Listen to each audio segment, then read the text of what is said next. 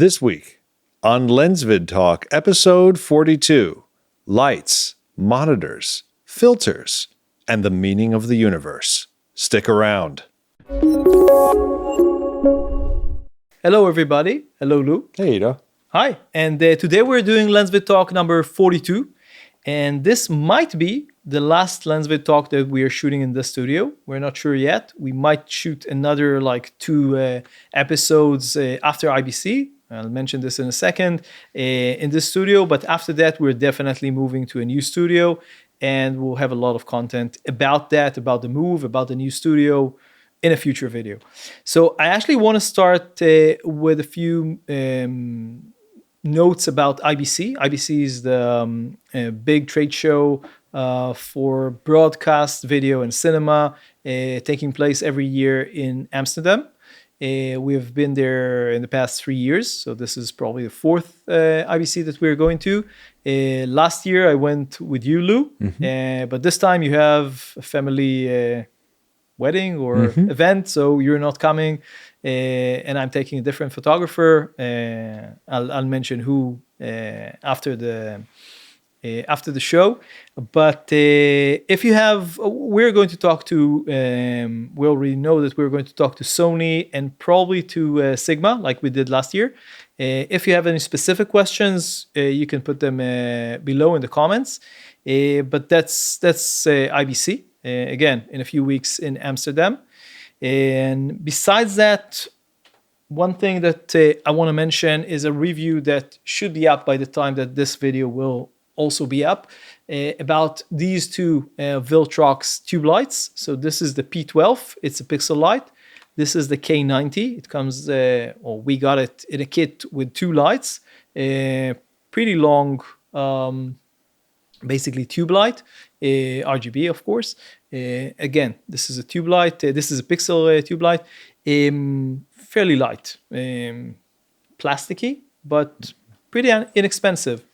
I don't have much to say about them. They do what they need to do. They have an app which you can use. The first, connecting them for the first time to the app was a little bit difficult with the K90 at least, because it found one but not the other for some reason. But we managed to fix that up. Other than that, the K90 is pretty powerful. None of them are super accurate in terms of color. They're okay. I think the K90 better than the P12. What else? They both last, I think, I don't remember if a little bit over an hour, I think, on full battery, full power. And again, the K90 is much more powerful, so that's that. But both of them are pretty affordable. So that's the review. You can check out the full review with all of the test results and stuff on LensVid. Okay, we have a lot of accessories. The previous one was mostly cameras and lenses. This is, as usual, about accessories. So let's start with lights. And Aputure has a new Storm light from their new series. And this is the Storm 400X, so bicolor. And they also announced the CF7 Fresnel. So the Storm 400X is 400 watt Blair supported light. The Blair is the relatively new Aputure technology, which uses blue lime. What is lime, by the way? Yellow? I don't know. Blue, lime, amber, indigo, and red. Oh, lime is green. Green? Oh, yeah. Okay. Lime? Yeah. Well, lemon, lime. Oh, okay. Right. Anyway, but yeah, so it's 1, 2, 3, 4, 5 pixel, whatever, color light engine. It has supposed to have higher color accuracy. We have seen a demo last year. Do you remember with how it works with white under ultraviolet? Don't you remember this from IBC? It's one of the foggier memories. I'd show it on the screen. It was kind of cool to see this in action. It's actually an impressive display. It has the IP65 like the other Storm lights. It's about 4 kilograms plus 3 kilograms for the control. The head is 4 kilograms, not very heavy, and it's just over $1,000, $1,060. basically. The Fresnel is $200.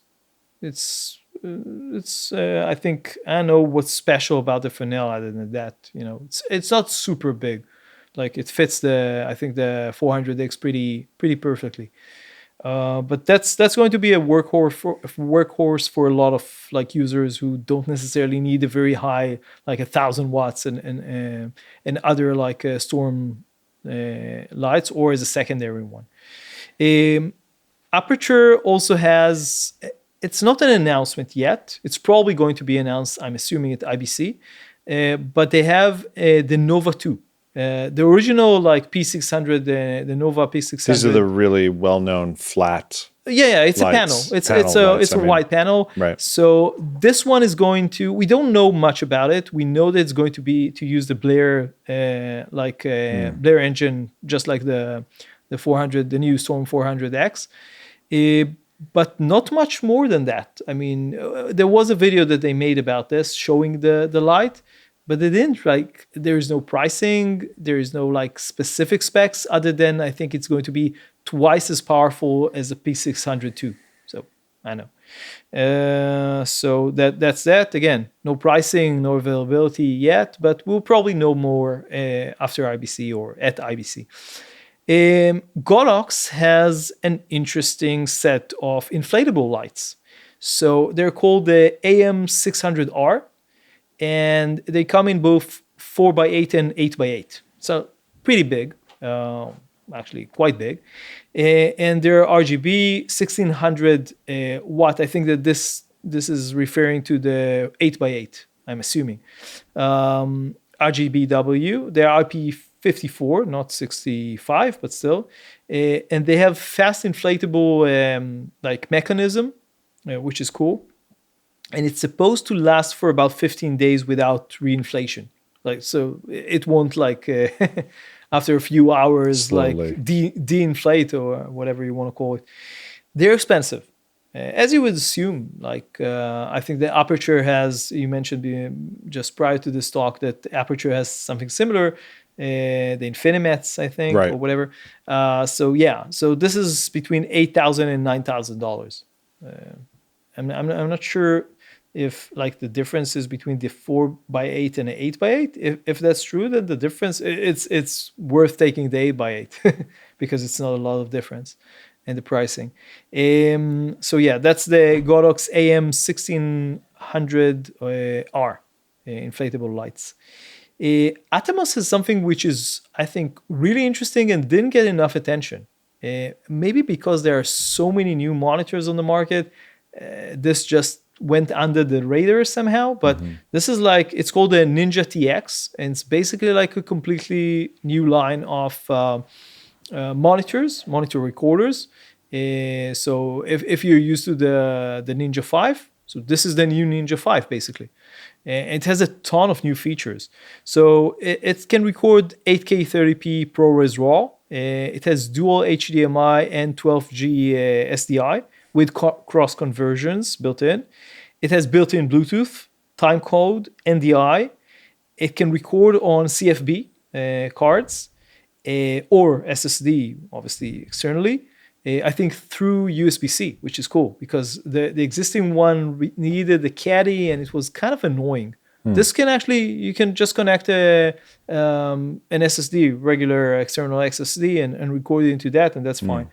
And it's about 1500 nits of brightness. It has more tools, and it can transmit like wirelessly. I'm not sure how, over Wi-Fi or whatever. A phone, I don't know, into things like Dropbox, Frame.io, and basically like online integration if you need that. I think I mentioned this in a previous LensVid talk. I never understand why this is such a big deal. Like, I know for us it's completely irrelevant for our work. For news organizations that need to send their stuff out immediately. Exactly. I'm not sure how important this is, like in the grand scheme of like, if you're looking at the entire market of monitor recorders, a lot of people are using monitor recorders. How much emphasis would I put if I was like Atomos on this particular feature? But I don't know, maybe I don't know enough about the market and there are enough people who needs this sort of capability. And it's $1,000 price tag. It's more expensive than the existing ones, but you would expect this. This has so many more features, basically. So it's a very, very capable monitor recorder. I'm kind of surprised that we are not seeing monitor recorders like this level of with this level of capability from like the Chinese manufacturers. I don't know why, like as far as I can tell, none of them have this, but I know it's kind of strange. I guess it will come, but not now. Something that I was actually expecting for a long time, and this is the new version of the Godox AD400. So this is the Godox AD400 Mark II. We have the two of the original ones, the Mark I, whatever. This is like a strobe, a studio strobe, a wireless one, or battery-powered one, basically. And this one integrates all the things that they integrated into the Mark II of the 600, and I think maybe the smaller ones as well, which is like the call screen. It has a 30-watt bicolor modeling lamp, LED modeling lamp. It has a color touchscreen, as I mentioned, right, and it can go down to 1 to 512 power. So very like small output, or this is actually, I mentioned this to you before this talk. This is actually very important, because sometimes you need, like, if this is like say that I want to do very, very small amount of like output for like a hair light or something. Sometimes 1 to 256 is too much. There are ways around this, obviously, but if you can go lower, then that's very important. On our unit, which is the P2400, which is a super, super powerful flash, it's really important. But I don't remember if it has that. Maybe it does, but I think that the trigger didn't have this. So I don't know, it was kind of strange. Now they have a new trigger that does have, whatever. But it's nice to see that in here. And I think it has more fine power control. I'm not sure what does this mean basically, but yeah, that's the new version, again with all the new features. I'm not sure about the pricing. If I have it, I'll put it here below. This is one for you. You talked about this before. This is the Tilta drone handheld camera kit. So you talk about it. Right. So I think we saw something like this, or we were looking at somebody demonstrating how they used their drone. I know I recently saw a video where a guy demonstrated how he used his drone to do real estate videos. And that actually really makes sense. Now he only has to carry one camera to work. So for some people working by themselves, this enables them to just have one camera. I think the question becomes, if you're going to use a drone as a cinema camera, sort of, is just for video, or they actually somehow use the drone? I only saw the demonstration for video. Okay. Yeah, but I mean, I assume that you. Yes, I assume that you for can. video, it makes sense, unless again you need like because remember, drones typically fly during the day, or maybe like I don't know, like either dawn or dusk or whatever, but you don't fly them at night typically, I think. But indoors the lighting situation can be more problematic, so I'm not sure how it will go. But for like, basically the idea is that you have like a kit, right, that you can put the drone in the kit. Yep. You can control it like the gimbal and walk with it. Yeah. And shoot like you shoot with a gimbal, basically. Yeah. And it's, your footage is all going to look the same. And that's I think that's pretty neat for some people that will solve a niche issue. Now, I was thinking about it. Is it going to encourage anyone to buy that drone and go, oh, I'll just buy this drone and that'll be my only camera that I need to use, and this way I can kind of one and done. And I thought, well, in that case, then I would have to ask myself, is 28 millimeters, 70 millimeters, the equivalent, and 168 millimeters all I'm ever going to use for what I'm going to Yeah, shoot. people forget about the fact that you can't interchange or change the lenses, basically. So not only that, but in the latest Mavic, the middle telephoto lens, the 70, is now considered good enough for professional use. But the super telephoto, the 168, there's different opinions on it. So you're not even getting the same quality. In what sort of situation would you actually use it in a handheld scenario? That's a super long lens. Well, listen, I think I would probably use that on a tripod. Like, I don't think I would use anything but, what is it, 28 millimeter equivalent? That's the wide angle. Yeah, for 28, 70, right. and 100. I would use 28 for almost everything, and then the 70 for some stuff. But like, you can, if you're shooting, like in this sort of scenario where we're shooting people, you can put it on a tripod and shoot at 70, but 100 something. Right. What do you use it for? I don't know. Still a static shot. But very far away, yeah. It's very compressed. Yeah. I don't think it makes Poltergeist hallway shot would be perfect. I don't think it makes a lot of sense to use that lens, but no, not that one. No, but the other two, yeah, for sure. Yeah. It's but cool. That's my point. It's not a lot of options. Yeah. The thing is that this is very inexpensive. So again, if you're a drone shooter and for whatever reason you also need another ability to actually shoot handheld non-drone shots and you don't have another camera, for $125, that's a steal. Why not? So yeah, that's you have just mentioned that you have like the drone controller on the side somehow. It's kind of a strange contraption. I don't know how comfortable it is, but it exists. I know. So that's the Tilta drone handheld camera kit, basically. Ulanzi has this interesting travel tripod called the GlideGo, JJ06, whatever. It's an interesting travel tripod. We have seen a million iterations of the travel tripod from all manufacturers, basically. But what we have here is like you have the center column can do like extended like front ways or whatever you want to call it, and then you can move it. So you can make all sorts of like interesting. They made like a video showing what this can do, and you can do like a pan, sort of top-down pan movement somehow over something. It's cool. I'm not sure how smooth it is, but let's say that it's smooth. The problem is that it's kind of short. So if you're putting like the legs underneath the table and you're panning like this over the table and it's close enough to the edge and it's a small product, yeah, you can shoot it.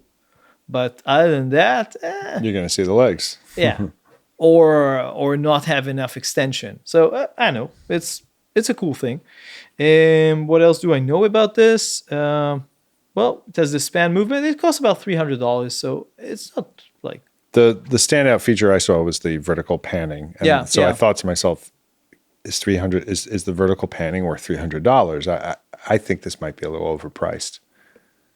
I don't know if the tripod itself is good. They have some good tripod. Didn't you test one? Oh, yes.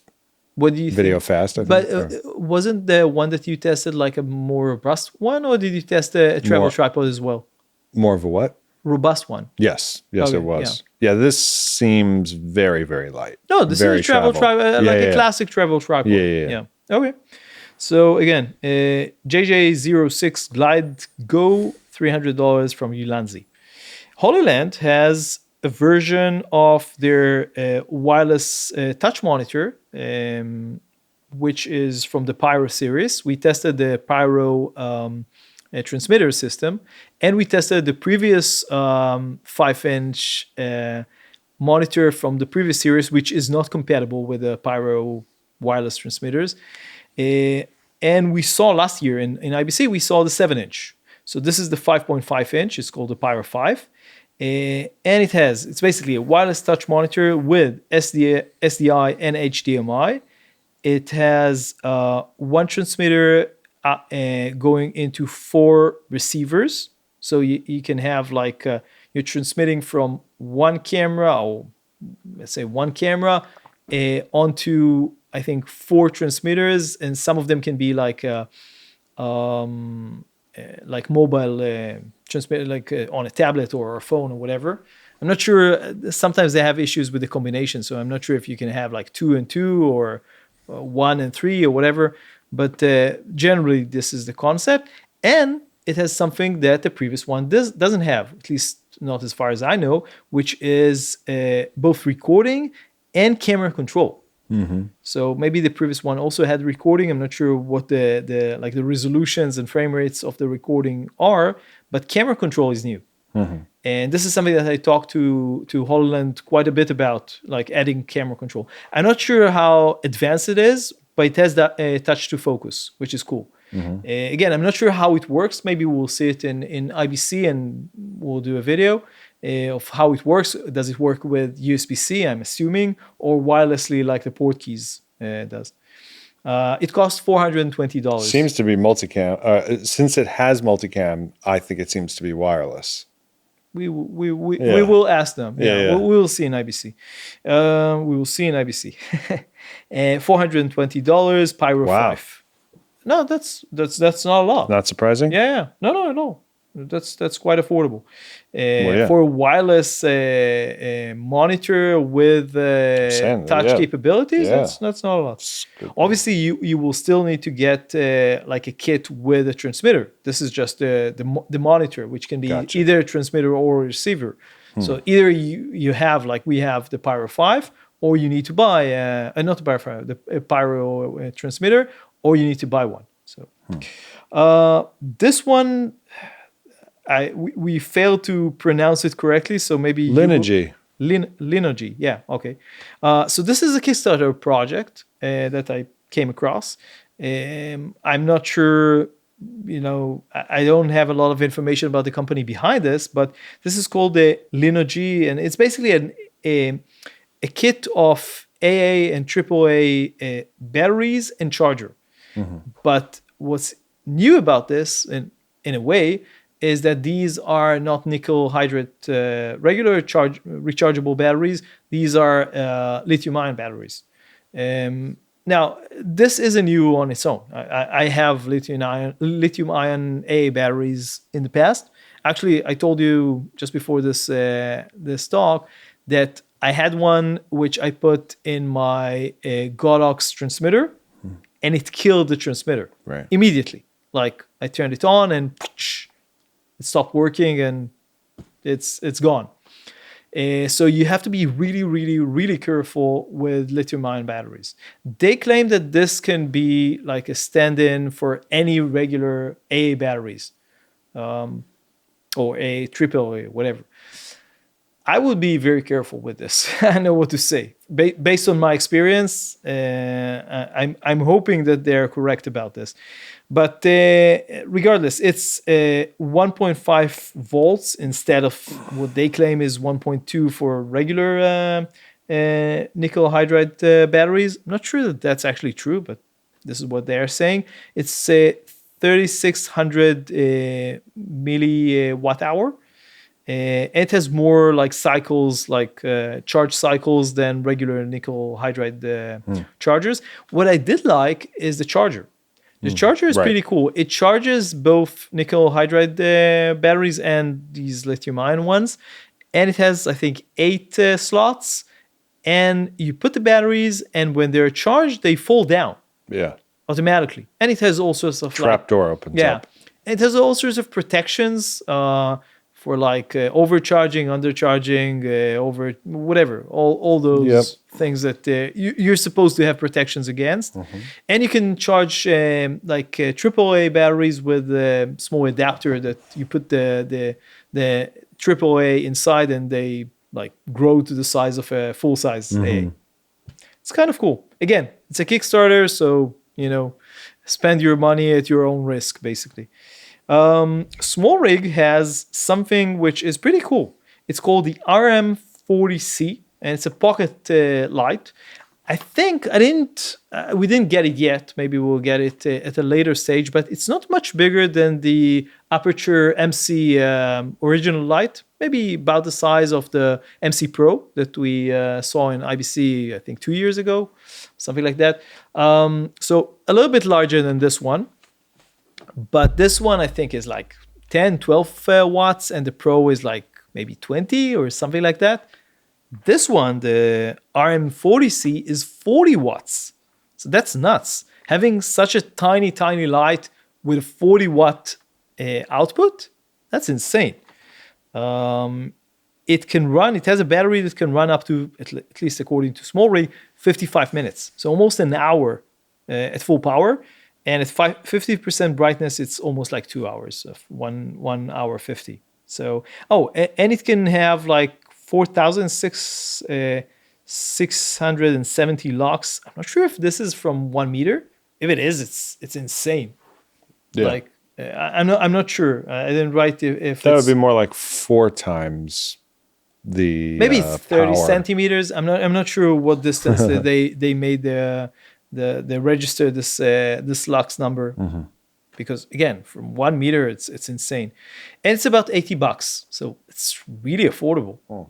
I would say that's a really cool light. My only concern would be like 40 watts. It is such a tiny light. It's going to be like a very hot spot sort of light. So you got it. It has a diffuser. Like basically, this has a diffuser like on it. Like this is the light, and that's a diffuser. So it has a diffuser, but I know. We will have to see if we get it, how much it diffuses the light, how much does the diffuser reduce the amount of light, and how soft the light is with the diffuser. So that's the SmallRig RM40C. Finally, this is something that I think really talks to you. It's the MAVEN Filter Wave 3 system.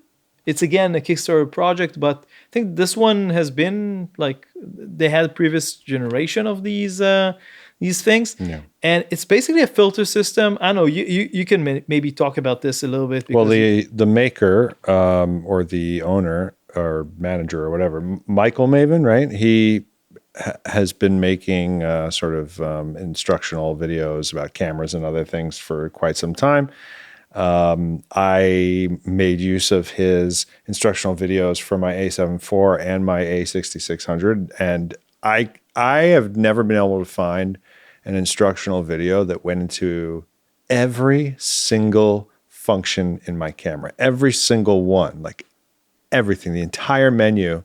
And so he's very detailed, and he was very detailed in the video about this specific product. Like he talked about every aspect. That's what I was going to say. Yeah. When I listened to him, and I was like, this is a guy who I would want to make my filters, you know. So it's kind of enticing. Let's talk about the filters themselves, or the system itself. So it's a magnetic filter system, right? It includes a huge amount of filters or filter Some options. I've never heard of before. Yeah, really interesting ones. So it includes, first of all, a mini ring light, which is cool. You mentioned that it makes sense to use it for... Yeah, the filters are magnetic, so the ring light is very thin and snaps right onto the magnetic mount. It's USB-C powered, cool. and I think, it's basically good for macros and stuff like that. He showed it for other use cases, but for what I can think, like macro is the classic use case. He showed a couple of diopters. Do you know diopters? Have you ever used them? Yes. Yeah, really? Yes. Okay. So that makes sense for like close-ups. They're really fun if you want to get into macro and you don't want to spend lens. money on a lens. It's a great way to get your feet wet. Yeah. They have an LPL plus diffusion combo. So it's basically like a polarizer and a glow filter in one. So that's interesting. They have something called Star Walker, which basically he explained it as enlarging stars but making them a little bit more diffused. That's the effect. A lot of the filters are like effect filters, so not the usual stuff that you like polarizer and VND or ND or whatever.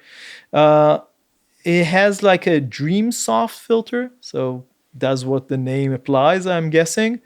It has an IR 830 filter and an H alpha filter.